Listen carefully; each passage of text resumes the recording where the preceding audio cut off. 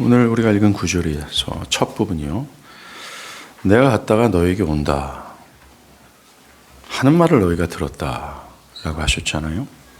이 말씀은 요한복음 14장 2절과 3절을 가리킵니다. 거기서 주님은 다음날 십자가의 죽음을 염두하시고 제자들에게 내가 너희를 위하여 아버지의 집을 예비하러 갈 거다. 그런 후에 아버지의 집에 거할 곳이 예비가 되면 너희를 아버지의 집으로 인도하여 너와 함께 아버지의 집에 있게 하겠다 라고 하셨습니다. 여기서 아버지의 집이란 하나님 아버지가 계신 천국 본향을 뜻합니다. 여기서 주님이 아버지의 집에 거처를 준비하러 가신다라는 의미는 아직 천국 본향에 거처가 예배되지 않기 때문에 가신다라는 의미가 아닙니다. 천국의 거처는 이미 완벽하게 준비되어 있어요. 흰옷 입은 모든 무리들, 그리스도를 피 흘리기까지 따르며 어린 양이 어디든 인도하는지 상관없이 따랐던 주의 그 흰옷 입은 거대한 무리들이 다 살 수 있는 거처는 이미 완벽하게 마련되어 있습니다. 여기에서 주님이 아버지 집에 거처를 예배하러 가신다는 것은 제자들이 거룩하신 아버지의 집에 들어갈 수 있도록 자신이 십자가의 죽음을 맞이하러 가신다라는 의미입니다. 왜요? 천국을 의미하는 아버지의 집은 그리스도의 죄사함의 죽음과 부활을 통해 제자들에게 주어지기 때문에 그렇습니다. 왜 그럴까요? 저 아버지 집, 그 아버지 집은 신자들의 본향은 거룩하신 하나님의 나라에게 오직 거룩한 자만 들어갈 수 있는 곳이에요. 일말의 죄가 존재하는 자는 결코 허락되지 않은 집입니다. 거룩하신 하나님의 보시기에 한 점 부끄러움이 없어야 되고 완전해야 돼요. 그래서 예수였습니다. 예수는 그를 믿는 모든 자들의 죄를 다 전가받아서 그들이 받아야 될 모든 죄값을 대신 받아 죽으셨어요. 그것으로 예수를 믿는 모든 자들의 죄와 사망이 해결되고 나아가 그들에게 예수의 의를 덧입혀 그들이 한 점 부끄러움도 없는 완전한 자로 여김을 받도록 하셨습니다. 그 결과 죄 가운데 있는 자격 없는 제자들이 저 아버지의 집으로 당당하게 들어갈 수 있게 하신 거예요. 그리스도의 구속 사역을 통해서 말입니다. 오늘 주님이 말씀하시는 내가 아버지의 집에 갔다가 너에게로 다시 온다 라는 이 말씀의 핵심은 완전한 구속을 의미합니다. 일반적으로 구속이란 뜻은 포로나 노예 등을 값을 지불해서 사들이는 것이라고 이해하죠. 이것을 이 기독교로 적용해서 죄의 노예요, 자격 없는 죄인을 그리스도께서 그들이 지불해야 될 죄사함의 형벌과 의롭게 되기 위한 완전한 순종을 대신 지불하시고 그들을 사들였다. 그런 죄의 저주에서 예수의 죽음이라는 지나친 값을 충분히 지불하셔서 자신의 것으로 사들였다. 이것을 구속으로 이해합니다. 그런데 요한복음 14장뿐만 아니라 신약은 이 구속을 아버지 집으로 인도하는 것이다라고 자꾸만 표현해요. 여러분들이 잘 아는 탕자의 이야기가 바로 그 대표적인 예입니다. 신약 성경은 구속을 아버지 집으로 돌아가는 것으로 묘사한다는 거예요. 왜요? 신약의 사람들은 이 구속을 구약의 유대 문화 속에서 이해했기 때문에 그렇습니다. 즉, 구속이 아버지 집과 밀접하게 관련이 있다는 겁니다. 유대 문화의 아버지 집이에요. 성경에서 구속하다라는 개념은 구약시대의 히브리인들과 근동의 고대 부족사회의 법률과 관습과 매우 관련되어 있는 단어입니다. 이것을 한번 볼게요. 구약시대의 이스라엘은 여러분들 예배 시간 올 때, 주일 예배 올 때 손톱을 다 뜯고 오세요. 손톱을 깎고 오든지. 물고 이렇게 설교자를 몇 명 있습니다. 제가 이름을 거론하는 게 민망하지 않습니까? 예배 끝나고 제가 직접 말씀을 드릴게요. 이거 물어 뜯지 않도록 다 손톱 발톱 깎고 머리가 근지럽지 않도록 머리도 깨끗하게 감고 이렇게 해서 하나님 말씀을 집중해서 듣길 바랍니다. 그리고 목이 마르면 예배 전에 한 드럼통을 들였다 마시고 예배를 드리시면 됩니다. 화장실이 급하면 갔다 오시면 돼요. 예배 전에. 구약시대의 이스라엘은 부족사회로 가족이 그 사회의 중심축이었어요. 한 개인이 자기가 속한 사회의 법체계나 경제 체계와 연결되는 일은 가족을 통해서 가능했기 때문에 만약에 가족이 없다면 그 개인은 법의 보호를 받지 못하거나 경제활동이 힘들 정도였습니다. 특별히 가족이 그 사회의 중심축이었던 이스라엘은 집안의 가장, 즉 아버지가 법과 경제의 연결고리 역할을 했어요. 아버지의 집을 통해 경작할 땅을 상속받을 수 있었고, 또한 아버지는 집안의 경제적인 책임을 지고 있었고, 나아가 가족 중에 누가 가난이나 죽음이나 전쟁으로 인해 소외된 자들이 있다면 그들을 구원해주고 돌볼 책임이 있었다라는 겁니다. 그러하기에 이스라엘에서 아버지 집은 한 개인의 현재와 미래의 생존을 비롯한 모든 것의 공급처요, 또한 울타리가 되었습니다. 한 개인에게 아버지가 누구냐, 그 아버지 집이 어떤가가 한 개인의 운명을 좌우할 만큼 중요성을 가졌습니다. 오늘 주님이 당신의 구속으로 들어가야 할 저 하늘의 천국을 아버지 집으로 묘사한 것은 이런 이스라엘의 문화적 배경과 맞물려 있습니다. 이 문화를 통해서 하나님은 당신의 계시를 우리에게 전달하시는 거죠. 그것은 저와 여러분, 나아가 모든 인류의 현재와 미래, 영원한 생존을 위해 필요한 모든 것의 공급처며 보호처이며 나의 운명을 자유할, 없어서는 안 될 것이 바로 하나님 아버지 집이라는 거예요. 나아가 하나님께서 하나님 아버지의 집에 속한 우리의 현재와 미래의 모든 것을 공급하시고 모든 적들로부터 나를 보호하시고 현재와 미래를 변함없이 돌보실 것을 암시함으로써 우리에게 불확실성의 시대에 살고 있는 우리들에게 근심하지 말라고 말씀하시는 셈입니다. 여러분들 요한복음 14장이 어떻게 시작했어요? 제자들에게 근심하지 말라라는 단어로 시작하지 않습니까? 제자들에게 근심하지 말라라는 것은 네 집이 아버지 집이라는 겁니다. 네 집이 가장 크고 위대하시고 선하시고 지혜가 한량없으신 하나님 아버지의 집에 너희들이 속해 있기 때문이다 라고 말합니다. 여러분, 우리가 불확실성의 시대를 살아가잖아요. 내일 이 자녀를, 어린 자녀를 어떻게 돌볼까? 이 아이 하나를 돌보는 문제에도 얼마나 많은 것이 필요합니까?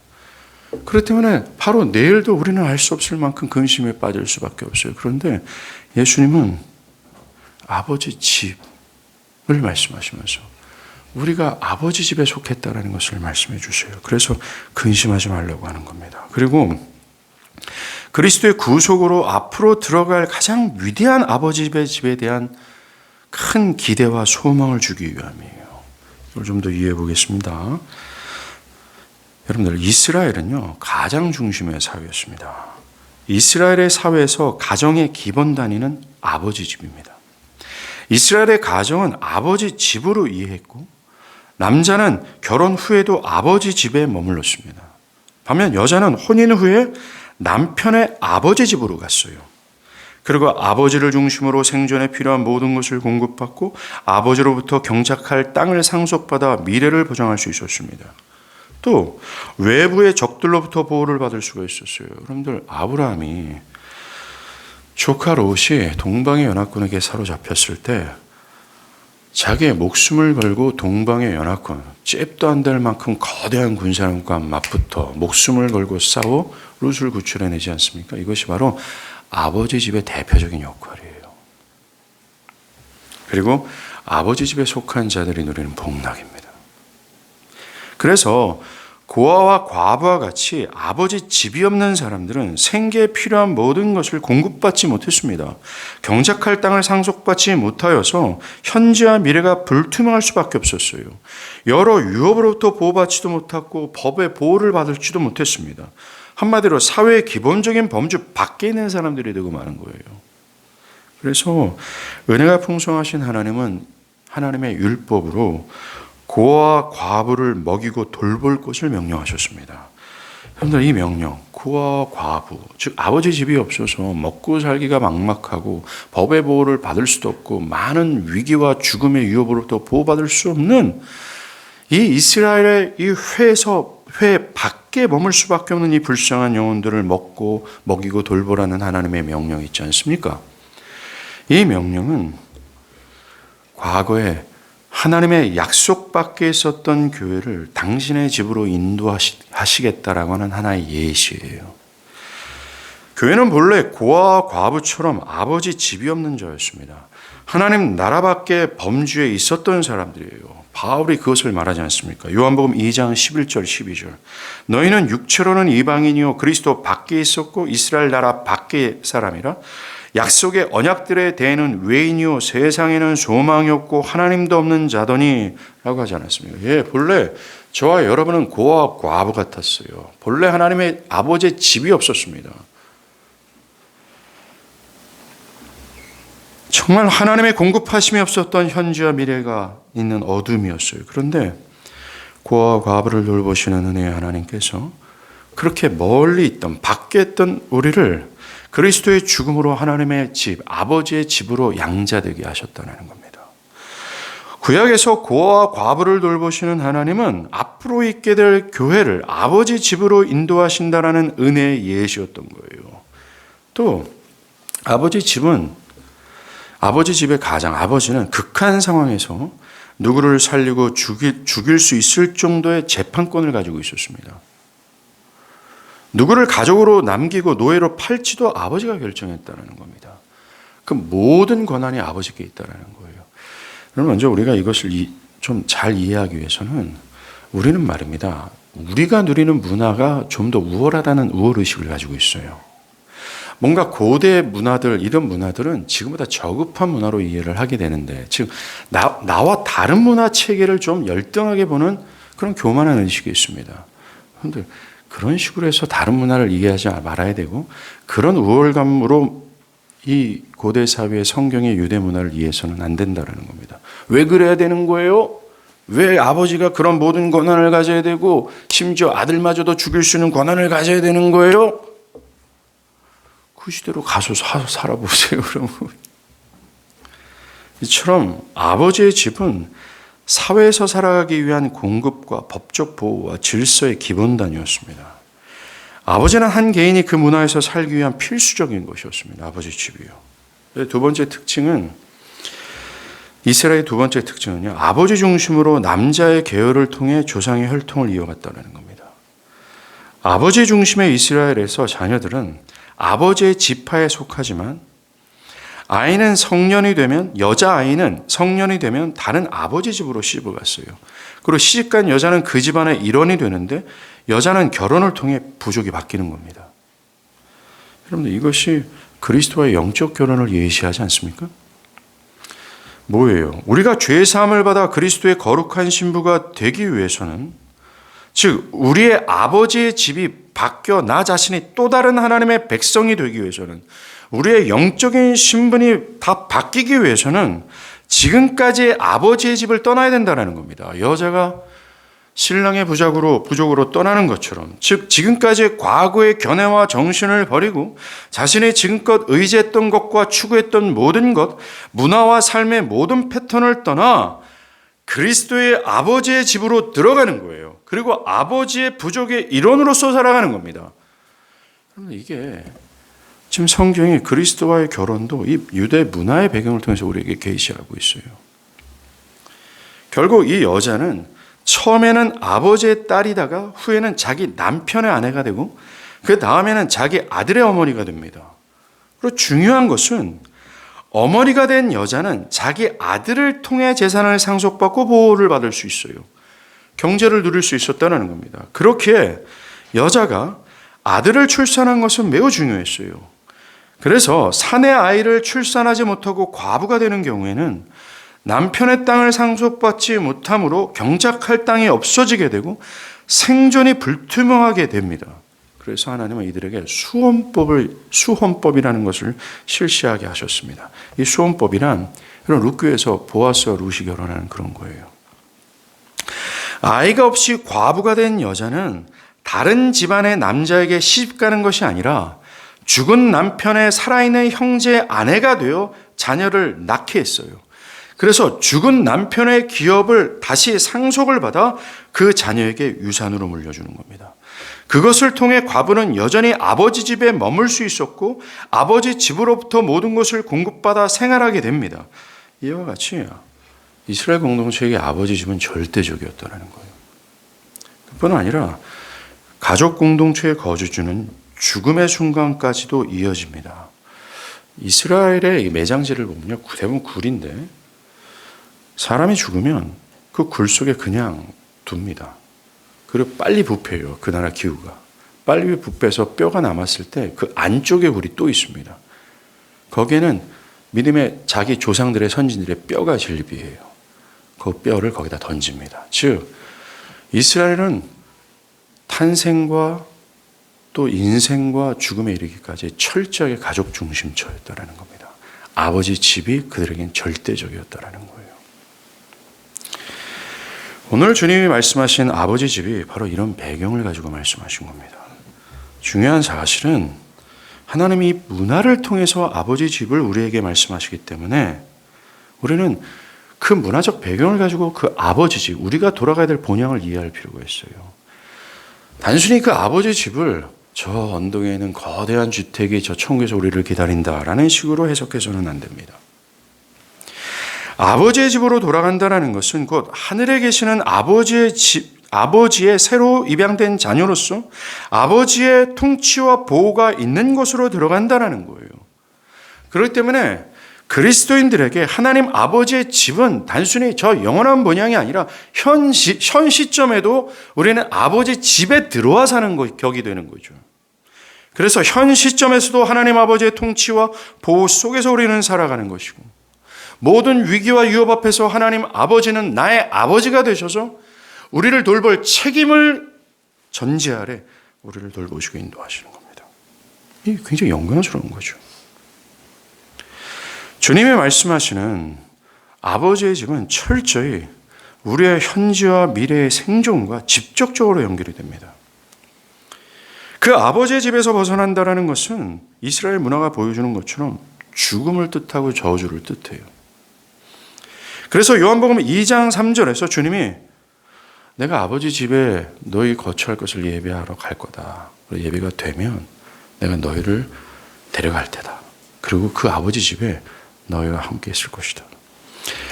여러분들 이 배경을 가지고 있는 이 제자들에게 이거는 굉장한 경이로움이었었어요. 그리고 이 경이로움은 저와 여러분의 것입니다. 그리스도의 구속으로 말미암아 아버지 집에 들어가 있는 자들에게 이 하나님의 이 예수 그리스도의 고백은 우리 현 시점의 모든 근심을 사라지게 해요. 그리고 우리 미래에 큰 소망을 줍니다. 자, 지금까지 문화 배경 속에, 유대 문화 배경 속에서 이 아버지 집을 이해했잖아요. 이제 아버지 집으로 인도하신다라는 의미를 알아야 될 순서입니다. 아까도 말씀드린 것처럼 아버지 집으로 들어간다는 것은 구속을 뜻합니다. 우리는 이 구속을 지금까지 본 유대사회 문화를 배경을 가지고 이해할 필요가 있어요. 성경에서 말하는 구속은 아버지 집에서의 가장이 자기 가족을 상대로 이행하는 책임과 본질적으로 관련이 있어요. 여러분, 구약 성경은 아버지 집과 관련된 구속의 이야기로 꽉 차 있다고 말할 정도로 구약 성경 전체는 바로 이 아버지 집의 구속과 관련이 있는 내용들로 다 있습니다. 그 첫 번째 예가 룻기에서 나오는 룻과 보아스의 결혼 사건입니다. 룻기에서 나오미가 있죠. 이 나오미는 베들레헴에 거주하는 엘리멜렉의 아내로 두 아들을 낳았습니다. 유대민족 이스라엘 백성이라는 거죠. 약속의 땅인 이 가나안 땅에 가뭄이 들자 그들은 약속의 땅을 버리고 저주받은 땅 모압으로 이주하는 겁니다. 그곳에서 남편 엘리멜렉은 죽고 나오미는 과부가 돼요. 뿐만 아니라 두 아들마저 죽고 그녀의 가족은 산산이 부서지는 겁니다. 이것이 시사하는 바가 크죠. 유대인이었던 나오미의 가족은 그들의 진짜 아버지 집이 어디예요? 이스라엘 땅입니다. 하나님이 통치하시는 이스라엘이에요. 그런데 가뭄 때문에 그들은 진짜 아버지 집을 떠나 아버지 집이 아닌 곳에 살아가요. 그 결국이 죽음이라는 것을 우리에게 알려주는 겁니다. 그리고 나오미라는 이름의 뜻이 기쁨이에요. 그는 진짜 아버지 집에 살 때 기쁨이었는데 모압 땅에서 그가 다 잃어버리고 다 죽고 나서 다시 베들레헴으로 돌아오는데 베들레헴으로 돌아올 때 그의 이름을 바꾸죠. 마라라고 바꿉니다. 괴로움으로 바꿔요.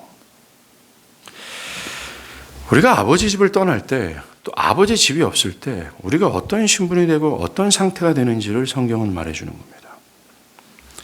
자, 다 산산이 부서졌습니다. 그때 나오미는 자신이 버렸던 베들레헴으로 다시 돌아가겠다라고 결정을 해요. 아버지 집으로 돌아가는 것을 결정합니다.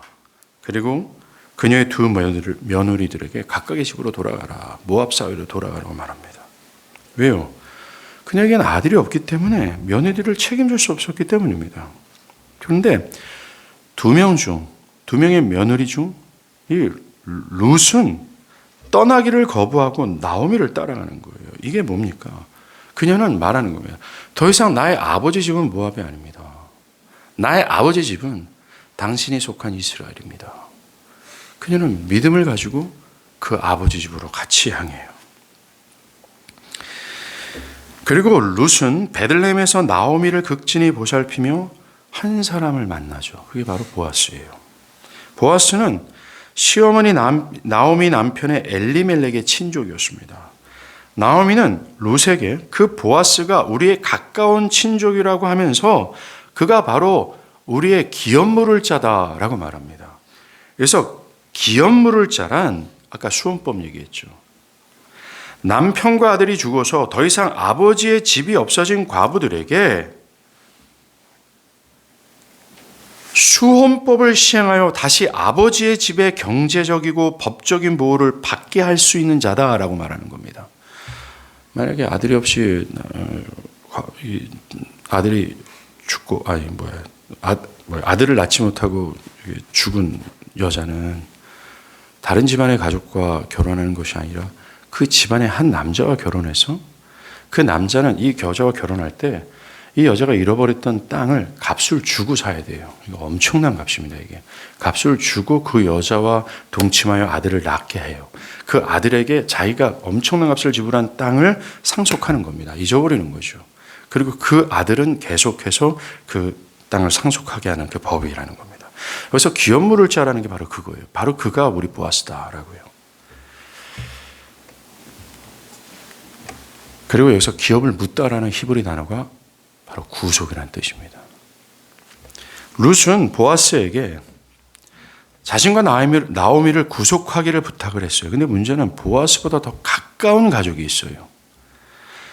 먼저 그 가족이 기업을 묻게 된다면, 즉 구속하게 된다면 보아스는 할 수 없습니다. 그런데 그 가까운 가족이 너무나도 큰 대가를 지불해야 될 이 구속을 하기를 원치 않았습니다. 자기가 손해보는 장사를 하는 거죠. 그래서 보아스가 룻의 요청대로 그와 혼인하여 기업을 묻게 됩니다.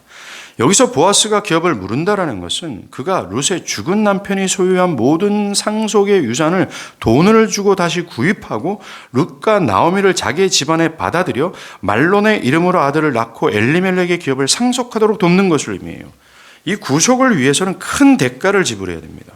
그럼에도 불구하고 보아스는 기꺼이 가장의 책임을 받아들이고 룻의 구속을 담당하는 자가 돼요. 즉 구속 굳이 할 필요가 없음에도 불구하고 룻과 나오미를 다시 아버지 집으로 들어가게 한 겁니다. 이처럼 성경에서 소개하는 구속은 굳이 자신이 할 필요 없는 의무와 책임을 엄청난 대가를 지불하여 아버지 집으로 다시 사들이는 것을 뜻하는 거예요. 또 있습니다. 아까 언급한 아브라함과 조카 롯이죠. 이 조카 롯이 재산이 많아지자 헤어집니다. 그때 롯은 이기적인 마음으로 눈에 보이기에 좋은 땅, 소돔과 고모라 땅을 아버지 집으로 택하여 거기 가요. 이런 소돔과 고모라가 어떻게 되는지 알죠? 이것도 아까 나오미와 똑같아요. 자기 욕심으로 아버지 집을 떠난 자들의 최후가 어떤지를 보여주는 겁니다. 성경은.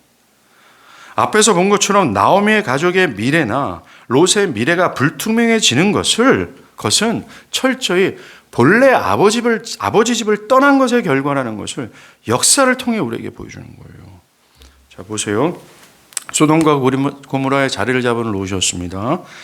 그때 동방에 거대한 연합군이에요. 이 거대한 지금 여러분들이 잘 아는 이라크, 이란 지역에 있는 페르시아나 바벨론이 형성된 그때 국가들이에요. 그들이 딱 연합을 해서 이 가나안의 족속들이 조공을 바치지 않는다는 이유로 해서 열이 받아가지고 연합군을 조성해서 가나안 땅을 다 쓸어버립니다. 모든 민족들을 다 유린해요. 그 사이 롯과 롯의 가족을 포로로 끌고 가고 롯의 모든 재산을 다 빼앗아 버렸습니다. 이 소식을 들은 아브라함은 이기적인 마음으로 자신을 떠나 눈에 보기에 좋은 소돔과 고모라는 타락한 도시를 선택한 정말 자격 없는 조카 롯을 구출하기 위해서 단지 400의 군사만 들고서 그 동방의 연합군과 맞짱을 뜨는 거예요. 목숨을 건 전투를 벌인 겁니다. 자기의 생명을 건 거예요. 그 엄청난 희생을 통해서 롯과 그의 모든 재산을 다 구출해냅니다. 이게 구속이에요. 아브라함은 아버지 집의 가장으로서 가족을 위기에서 구출하기 위해, 특별히 자격 없는 자족을 구출하기 위해서 자기의 목숨을 걸고 구해옵니다. 이게 바로 이게 바로 구속이에요. 또 있어요. 성경에서 나오는 또 다른 구속이에요. 호세와 선지자가 음란한 여자인 고멜을 자신의 아내로 맞이하는 사건입니다. 호세아는 하나님의 뜻으로 음란한 여자였던 성경에서는 창녀였다라고 얘기하는데 고멜을 아내로 맞이합니다. 그가 직업적으로 창녀였는지는 확실하지 못하지만 성경은 강력하게 그가 음란한 여자였다라고 얘기하잖아요. 그가 음란했다라는 것은 그 음란함을 통제하고 심판하는 아버지 집이 없다라는 증거입니다. 그녀가 속한 아버지의 집이 없음을 의미하는 거예요. 그것으로 그녀는 상속받을 재산도 없고 그녀를 보호해줄 법적 보호망도 없고 그녀의 생계를 공급해주는 그 어떤 것이 없는 사회의 망에서 완전히 벗어난 저주받은 존재라는 뜻을 뜻합니다. 그런데 그런 그녀를 거룩한 선지자 호세아가 아내로 삼아줌으로 그녀는 아버지 집이 생기는 거예요. 더러운 과거에 있던 여인이 소망의 미래가 있는 여인이 된 겁니다. 그런데 이런 은혜를 기억하지 못하고 고멜은 다시 과거의 죄악으로 돌아가 버리는 거예요. 다시 음란한 짓을 행하는 겁니다. 그 엄청난 은혜로 주어진 아버지 집을 버린 거예요. 배은망덕한 고멜은 결국 다시 노예로 팔릴 수 없는 처지가 됩니다. 그때 하나님은 호세아에게 야, 고멜을 구속하라 라고 명합니다. 호세아는 이 자격 없고 배은망덕한 아내를 위해 은 15개와 보리 한 호멜을 지불하여 다시 자신의 아내로 사들여요. 이것이 구속입니다. 성경에서 말하는 구속은 이렇게 음란하여 아버지 집이 없어 현재와 미래가 없는 자격 없는 자를 아버지 집으로 돌아오게 하기 위하여 엄청난 인내와 긍휼로 다시 사들이는 것을 구속이라고 말합니다.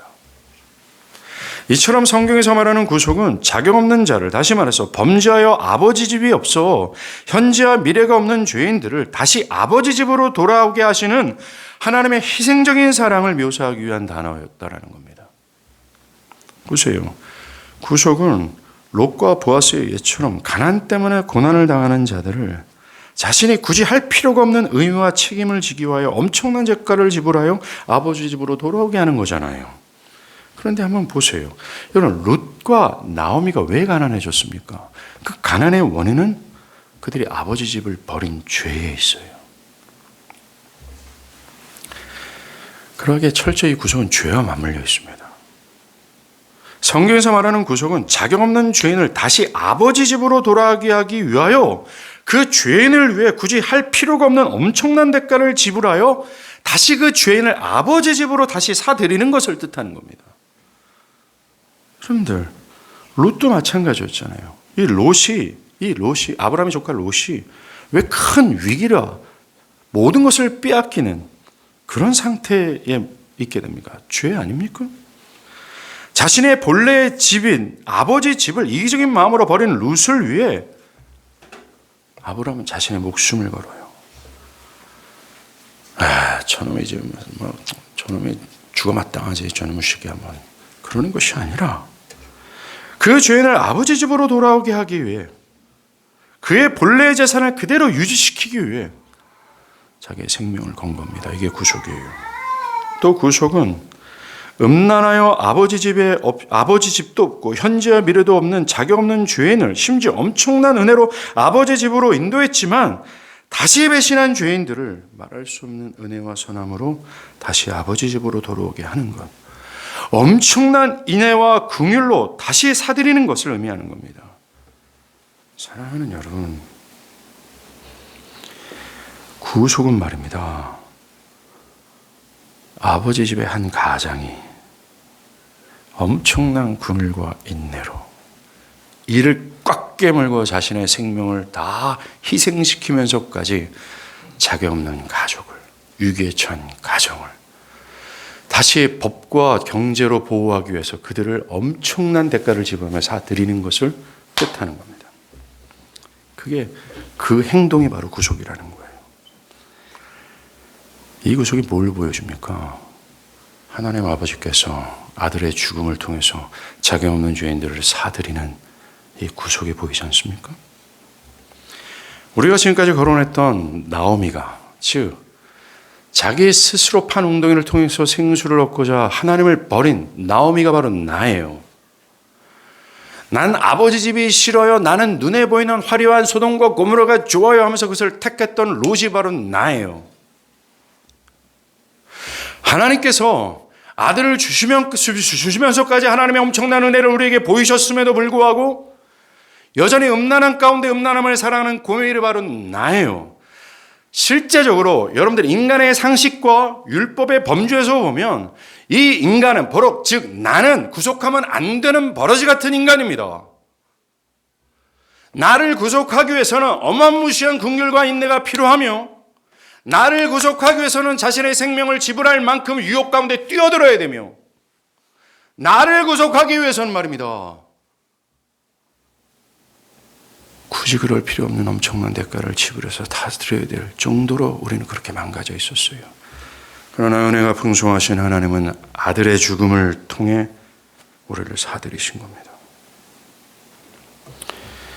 이것이 오늘 본문에서 주님께서 내가 다시 와서 너희를 아버지 집으로 인도할 거다라는 뜻입니다.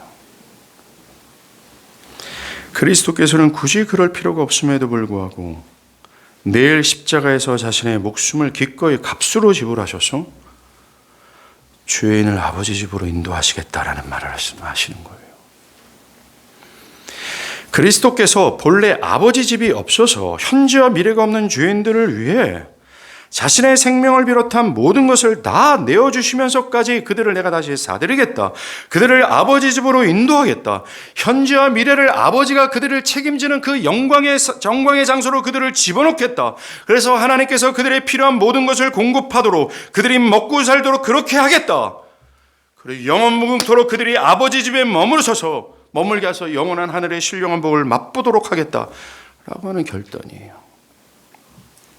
바로 이 구속이 누가복음의 탕자처럼 아버지를 반역하고 아버지 집을 떠나 허랑방탕했던 저와 여러분이 받은 하나님의 사랑이에요.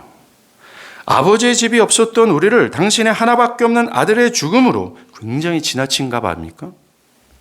너무나 비싼 값이죠. 아버지 집의 양조로 귀속해 주시고 이 아들 내 영원한 아들이야 라고 기뻐하시고 사랑하는 것이 바로 여러분들이 그리스도의 죽음으로 경험한 구속이에요. 우리를 구속하신 하나님은 그리스도로 말미암아 당신의 자녀가 된 저와 여러분을 위해 지금도 아버지 집의 가장으로서 그 의무와 책무를 다하시는 겁니다. 돌보신다라는 거죠.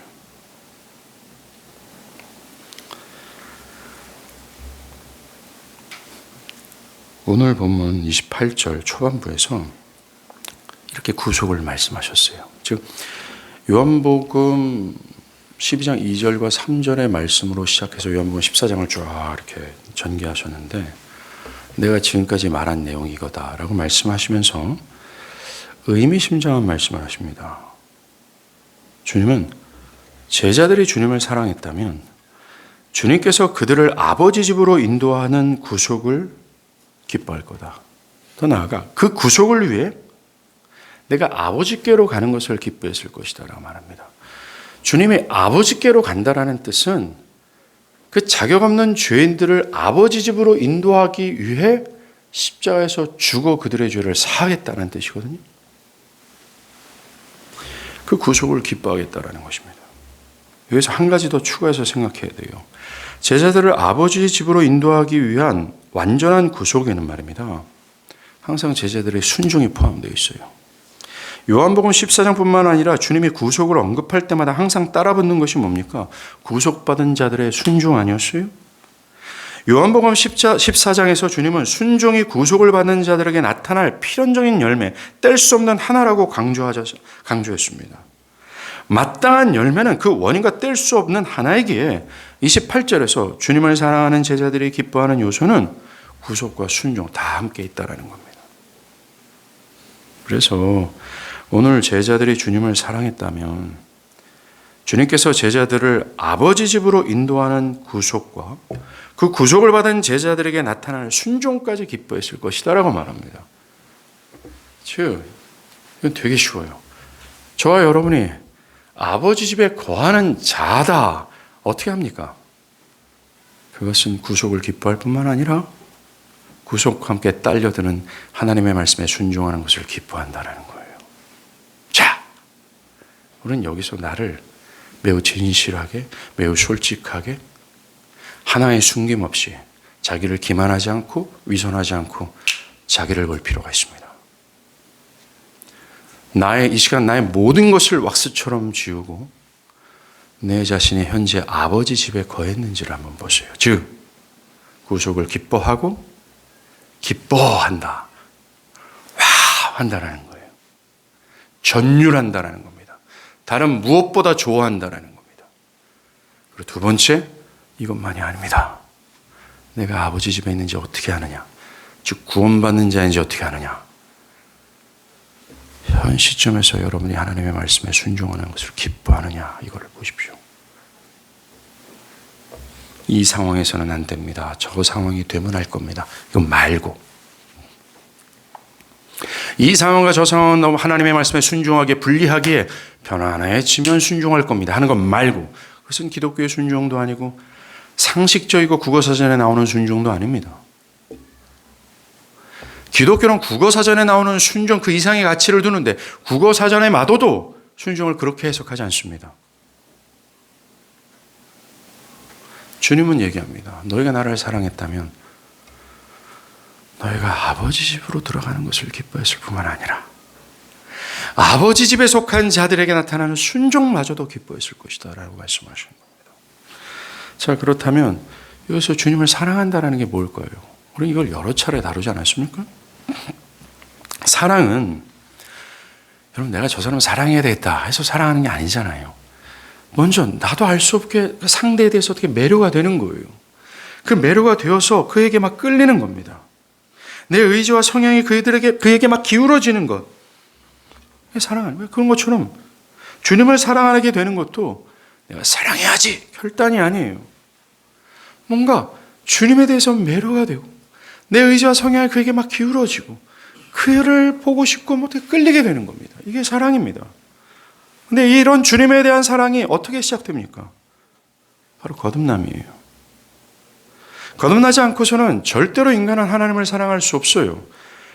그래서 바울은 로마서 8장 7절 9절 거듭나지 않은 모든 보편적인 인간은 하나님과 철저히 원수다. 그의 생각하는 바와 그가 행하고자 하는 마음의 습관과 즐거움을 가지고 생각하고 집착하고 정성을 기울이는 모든 것들이 하나님과 철저히 원수다. 하나님과 철저히 반대다. 하나님이 아니라 철저히 반대쪽으로 기울어져 있다라고 말합니다. 그러하게 거듭나지 않은 모든 보편적인 인간은 하나님을 사랑할 수가 없어요. 사랑할 수 없습니다. 그들이 하나님을 사랑하기 위해서는 성령이 뭔가 해줘야 돼요. 죄인들을 향해서 일방적으로 성령이 그 내면을 뒤집어 해체하고 해부하고 그들의 마음을 새롭게 창조해 주셔야 합니다. 하나님의 영광을 거부하고 하나님의 뜻을 따르지도 못하는 굳은 마음을 완전히 제거하고 그 전에 없었던 새 마음을 줘야 돼요. 하나님과 원수되었던 그의 타락하고 자기중심적이었던 본성과 성향과 인격의 방향성을 제거해 주셔야 됩니다. 그래서 전과 다른 마음을 갖게 하셔야 돼요. 이렇게 주님을 사랑하는 것에는 성령의 전적인 개입하심이 있어야 되는 겁니다. 우리는 성령의 전적인 개입하심, 이것을 그저 교리를 논리적으로 아는 것이라고 생각을 해요. 즉 이런 겁니다. 그럼 개혁주의 교리요? 내가 이미 듣고 알고 있습니다. 그래서 자신을 거듭난 자로 판단을 합니다. 매우 큰 실수며 반성경적인 사고방식입니다. 거듭남이요? 죄의 자각이요? 회심이요, 믿음이요, 인간의 타락이요, 이미 다 알고 있습니다. 나 아는 시점에서 나는 이미 거듭났습니다 라고 생각하는 것을, 즉 단순히 지식적으로 아는 것, 이성적으로 아는 것, 논리적으로 아는 것을 거듭났다고 말해서는 결코 안 됩니다. 거듭남은 변화를 뜻해요. 거듭남은 동전을 뒤집는 겁니다. 거듭남은 존재가 바뀌는 거예요. 거듭남은 사고 방식과 전 인격이 바뀌는 거예요. 바뀌는 거 없이 압니다. 순종함 없이 압니다. 거듭난 것이 아니라는 걸 기억하셔야 돼요. 여러분들 고린도후서 3장 18절의 말씀처럼 성령으로 그 전에 보지 못하고 알지 못했던 하나님의 영광을 보고 맛봐야 돼요. 그 하나님의 크고 위대하심에 경이로움에 빠지고 그 전에 어릴 때부터 유치원 때부터 맨날 찬양하고 들었던 그리스도의 구속을 새로운 감각과 새로운 어떤 느낌으로 다시 보게 되는 겁니다. 그래서 그리스도 하나님의 그 크고 위대하심의 경이로움에 빠질 뿐만 아니라 모든 것을 다 나 같은 자를 이 구속 얘기했잖아요. 이런 버러지 같은 나를 위해서 자신의 목숨이라는 지나친 값을 지불하면서까지 나를 사들이신 이 그리스도에 대해서 매료가 되는 거예요. 진짜 옆에 앉아있는 사람처럼 어떤 관계를 맺게 되는 겁니다. 사랑의 관계를 맺는 거죠. 매료가 되는 겁니다. 그래서 그에게 끌리는 거죠. 그에게 기울어지는 겁니다. 그래서 그의 모든 말씀을 따라가고 싶고 그의 말씀에 순종하는 것이 기쁨이 되는 거예요. 여러분들 진짜 요즘은 이 이성간의 사랑도 많이 희미해지고 많이 희석되어지고 많이 오염이 됐단 말입니다. 만약에 제가 남자예요. 어떤 여자를 만났습니다. 이 여자를 만나서 깊이 사랑하지 않습니까? 이 여자 하나를 얻는 것 때문에 마치 천하를 얻는 것 같은 기쁨이에요. 지현이 형 저 표정을 모르겠지? 여러분 이걸 압니까? 내 사랑하는 어떤 사랑하는 존재를 얻을 때 마치 천하를 얻는 것 같은 느낌입니다. 이게 굳이 이성교제 안 해도 됩니다. 이것은 성령으로 거듭나 그리스도 관계를 맺었다면 이게 무슨 뜻인지 압니다. 거짓말하지 마십시오.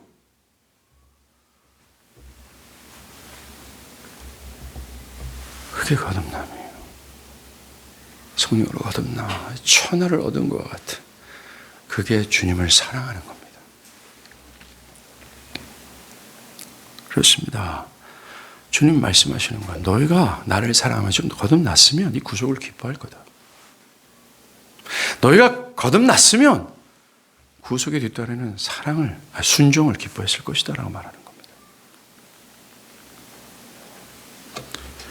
오늘 주님은 이렇게 말씀하시는 거죠.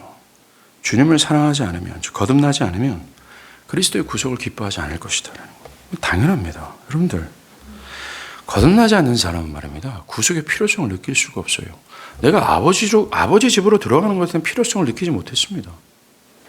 아버지 집으로 들어가는 것에 대한 필요를 못 느껴요. 자신이 아버지의 집에 속하지 않는 자다.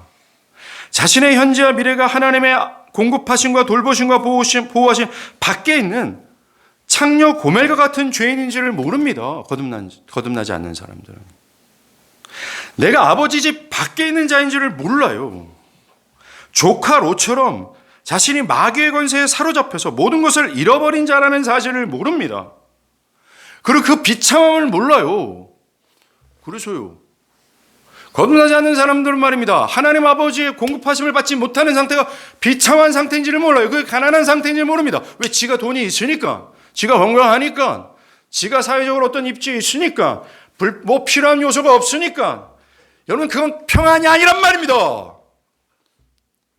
살롬과 같은 평안은 우리의 상태를 얘기해요. 하나님과 나의 관계의 상태를 말하는 거예요.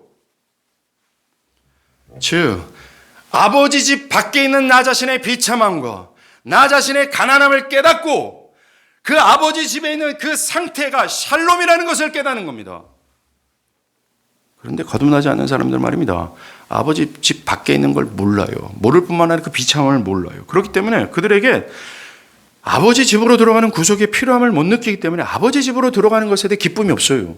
그거 왜 기뻐합니까? 구원의 기쁨이 없어요. 구원을 받으려는 열망이 없습니다. 나 구원받고 싶어요라는 열망이 없다는 말입니다. 그런데 어찌 구속을 기뻐할 수 있겠어요? 여러분들 이것이 오늘날 교회 안에 있는 사람들의 대부분의 모습입니다. 사람들이 교회를 멀리하고 교회에 속하지 않으려는 이유가 뭔지 아십니까? 자신의 아버지 집이 없는 비참한 상태에 있는지를 모르기 때문에 그렇습니다. 내가 고멜이구나, 내가 조카 롯이구나, 내가 나오미구나 라는 사실을 깨닫지 못했기 때문에 그래요. 그래서 이 구속의 소식, 복음의 소식을 기뻐하지 않는 거예요. 기뻐하지도 않을 뿐만 아니라 기뻐할 수도 없습니다. 그들은 또 교회에 있으나, 교회는 있어요. 교회 다녀요. 근데 신앙이 지금처럼 별다른 의미가 없어요. 주님을 적극적으로 따르려 하지도 않아요. 그 이유가 뭔지 아십니까? 거듭나지 않아서 그래요. 즉 아버지 집에 속하지 않고 있는 지금 현 시점에 자신이 아버지 집에 속하지 않은 죽을 죄인이라는 상태를 깨닫지 못하고 교회를 다니기 때문에 그렇습니다. 아버지 집에 속하는 이 일이 없이 교회를 다니기 때문에 그래요. 아버지 집에 속하는 것, 즉 그리스도께서 자신의 죽음이라는 엄청난 값을 지불하면서까지 나를 사드렸다는 감사와 은혜와 그 열렬함의 그 벅찬 은혜가 없이 교회 다니기 때문에 그래요. 진실로는, 영적으로는 교회 밖에 있는 자들인데 몸뚱아리가 교회에 있단 말입니다. 구속을 기뻐할 수 없어요. 구속을 기뻐할 수 없어요. 반대로 성령으로 거듭났다면 딴 얘기입니다. 주님은 이 말씀을 우리에게 도전함과 동시에 우리가 하나님의 구속을 기뻐해야 될 이유를 하나 더 말씀하세요. 그는 아버지가 나보다 크시기 때문이다 라고 말씀하십니다. 이 말씀은 하나님 아버지가 그리스도보다 크다라는 의미가 아니죠. 그리스도는 하나님과 동등되신 분이라고 말하지 않습니까? 이 말씀의 의미는 현 시점이에요. 주님이 현 시점에 이 땅에 계실 때입니다. 주님이 이 땅에 계실 그 현 시점에서 그는 육신을 입고 있잖아요. 육신을 입고 있는 자신보다 의심할 여지 없이 더 클 수밖에 없는 하나님 아버지를 언급하신 거예요. 그것과 함께 현재 자신의 모습과는, 그리고 자신과 함께 있는 것보다 비교할 수 없는 하나님 아버지와 아버지의 집의 영광을 가리키기 위해서 이렇게 말씀하신 겁니다. 다시 말해서 제자들이 기뻐해야 하는 이유는 그 아버지 집의 가장이 바로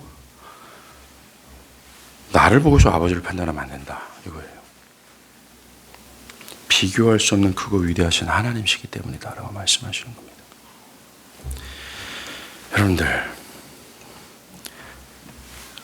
아버지 집의 가장이 하나님이라는 것과 아버지 집에 들어간다는 것 자체가 샬롬 아니겠습니까?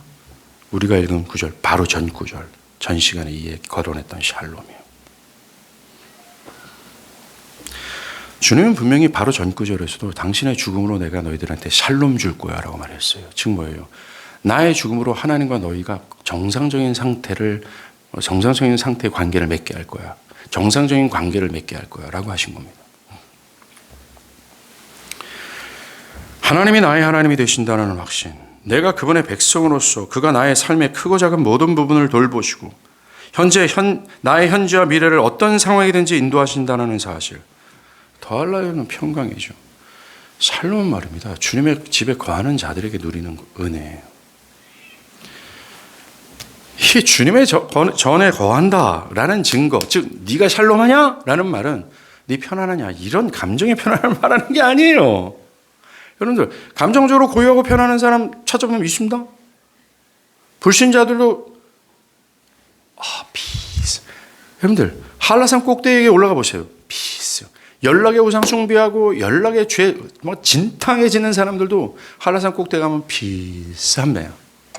그 말 하는 게 아니죠. 네 샬롬하냐? 라는 말은 너랑 하나님과 관계가 정상이냐?